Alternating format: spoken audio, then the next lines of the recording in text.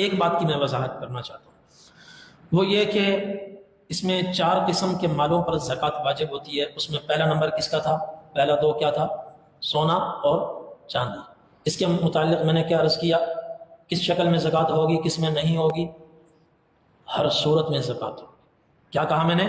ہر صورت میں، بسکٹ کی صورت میں ہو سونا چاندی، یا زیورات کی صورت میں ہو، ہر حال میں زکوٰۃ ہے۔ بعض لوگ یہ میسج چلا رہے ہیں کہ بنے ہوئے زیورات پر زکوٰۃ نہیں ہے، استعمال کے جیسے کپڑوں پر زکوٰۃ نہیں، گھر کے استعمالی فرنیچر پر زکوٰۃ نہیں، استعمال کے برتنوں پر زکوٰۃ نہیں، لوہے کے برتن اور تانبے کے برتن ان پر زکوٰۃ نہیں، گھر کی استعمال کی دیگر چیزوں پر جیسے زکوٰۃ نہیں، اسی طرح عورت کے زیورات پر بھی زکوٰۃ نہیں ہے۔ اس طرح کا بہت میسج چلتا ہے، اور ظاہر ہے کہ سہولت اسی میں ہے، اور لوگ جو سہولت کی طرف لوگ زیادہ جانتے ہیں چلے جاتے ہیں، دلائل کی طرف، دلائل کی روشنی میں فیصلہ نہیں کر پاتے، جبکہ احادیث کی روح سے زیورات پر بھی زکوٰۃ ہے۔ سونا کسی بھی شکل میں ہو، سونا کسی بھی شکل میں ہو، اس پر زکوٰۃ ہے۔ اس کی احادیث میں سے دلیل دینے سے پہلے، قرآن میں سے بھی دلیل دینے سے پہلے، میں یہ تھوڑی سی وضاحت کرنا چاہتا ہوں۔ استعمال کا فرنیچر، استعمال کے کپڑے، استعمال والے برتن اور استعمال کا زیور دونوں ایک نہیں ہیں، دونوں میں فرق ہے، دونوں میں فرق ہے۔ وہ فرق کیا ہے؟ فرنیچر آپ خرید کر لائے 2 لاکھ کا، 1 مہینہ استعمال کیا 50,000 قیمت گر گئی، سال استعمال کیا لاکھ قیمت گر گئی۔ سونا 1000 سال کے بعد بھی اپنی اصل قیمت پر رہے گا، بناوٹ ختم ہوگی، بناوٹ کے پیسے نہیں ہیں، لیکن اس میں سے جو خالص سونا نکلتا ہے 1000 سال کے بعد بھی اس کی جو مارکیٹ ویلیو ہوگی، جو تازہ کان میں سے سونا نکلے گا اس کی قیمت اور اس 1000 سال پرانے سونے کی قیمت ایک ہے۔ اور یہ کیوں ہے؟ اللہ تعالیٰ کا ایک نظام ہے۔ جب سے اللہ نے کائنات کو پیدا کیا ہے، اس دن سے اللہ نے سونے چاندی کو کرنسی کی شان عطا فرمائی ہے، کرنسی کی شان عطا فرمائی ہے۔ کتنی دھاتیں زمین میں سے نکلی ہیں، بعض دھاتیں ایسی ہیں جو قیمت میں سونے سے بھی کئی گنا آگے ہیں، مگر کرنسی والی شان جو اللہ نے سونے اور چاندی کو عطا فرمائی، زمانے کی تبدیلیوں کے باوجود، حالات کے رد و بدل کے باوجود، یہ شان کسی اور کو نہیں ملی۔ چنانچہ جب بھی عالمی طور پر غیر یقینی صورتحال ہوتی ہے، جیسے کہ آج کل کچھ بیانات آ رہے ہیں تو غیر یقینی صورتحال عالمی معیشت کی، تو فوراً پوری دنیا کے انسانوں کا، چاہے وہ یہودی ہوں، عیسائی ہوں، مسلمان ہوں، کسی بھی مسلک سے ہو، فوراً رجحان بڑھتا ہے کہ اپنے سرمایہ کو محفوظ کرنا ہے تو سونا خرید کے رکھ لو۔ تو آج کل ان دنوں ایک مہینے میں جو $2600 پر فی اونس مارکیٹ چل رہی تھی، یہ کچھ بیانات کی وجہ سے عالمی صورتحال متاثر ہوئی اور یہ 2900 کو کراس کر گئی۔ وہ وجہ اس کی کیا ہے؟ پوری دنیا وہ خطرہ محسوس کر رہی ہے اور اپنے سرمایہ پر زوال ان کو نظر آ رہا ہے۔ وہ کہتے ہیں بچانا ہے تو سونا خرید کے رکھو، تو سونے کی طرف چونکہ رجحان بڑھا، اس وجہ سے اس کی قیمت بڑھ گئی۔ تو سونا 1000 سال پرانا ہو یا آج وہ کان میں سے نکلا ہو، مارکیٹ میں دونوں کی قیمت ایک ہوگی۔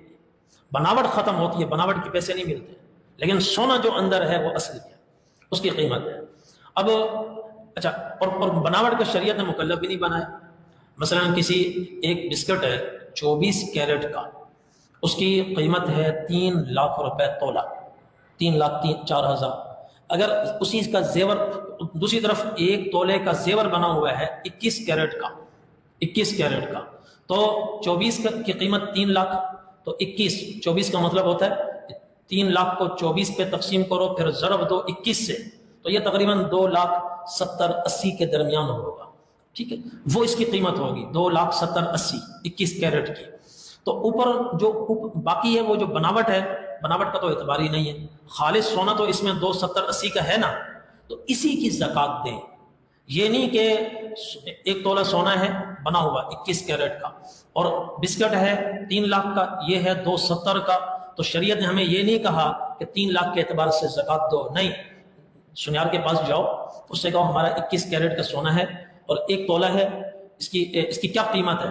وہ بتائے گا بھائی اس کی قیمت 2,70,000 ہے، 2,70,000 کا 2.5% نکالو، اور جتنی قیمت ہو زکوٰۃ دینے کا طریقہ ہے، جتنی قیمت ہو اس کو کیلکولیٹر میں ڈالیں، تقسیم کریں 40 پر، جو جواب ہے وہ زکوٰۃ ہے۔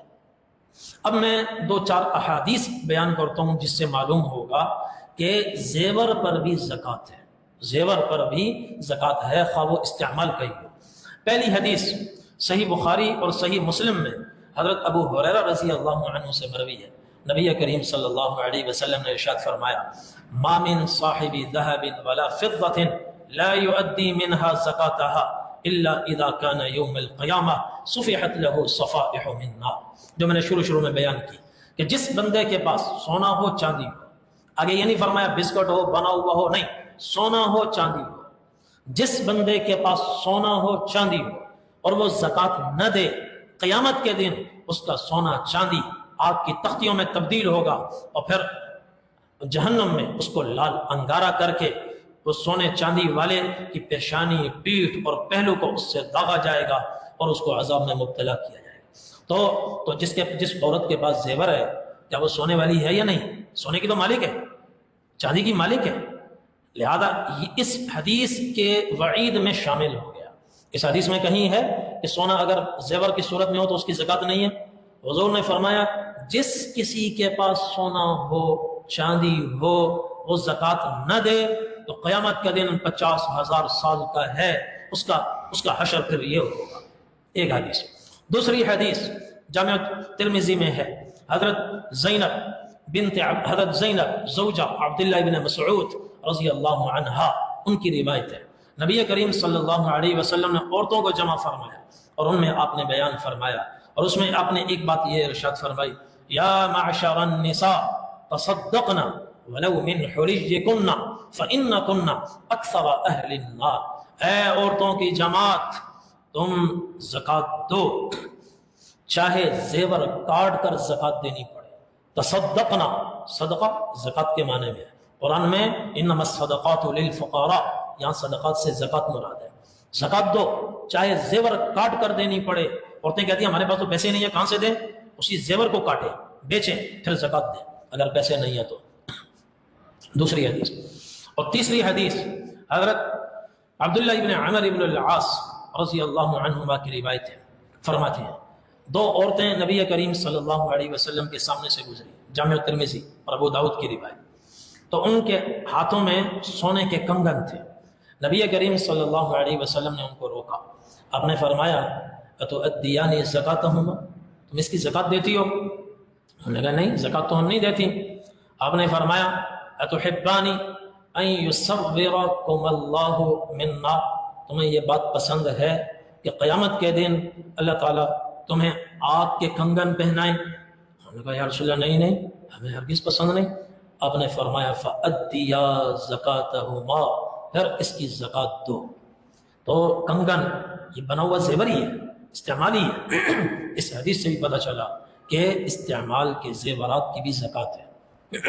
ایک چوتھی حدیث حضرت ام سلمہ رضی اللہ عنہا کی روایت ہے، فرماتی ہیں کنت البس اوضاخا، سونے چاندی کے جو زیور بنتے ہیں اس کی مختلف قسمیں ہوتی ہیں، مختلف طرح کے بناوٹیں مختلف ہوتی ہیں، تو حضرت ام سلمہ فرماتی ہیں خاص بناوٹ کا میرا زیور تھا، تو میں نے نبی کریم صلی اللہ علیہ وسلم کی خدمت میں حاضر ہوئی زیور لے کر، میں نے عرض کیا یا رسول اللہ اکنز ہوا، یہ میرا جو خزانہ ہے، یہ جو زیور ہے، کیا یہ زیور وہی خزانہ ہے جس کی وعید اللہ تبارک و تعالی نے سورۃ التوبہ آیت نمبر 34 میں بیان فرمائی ہے؟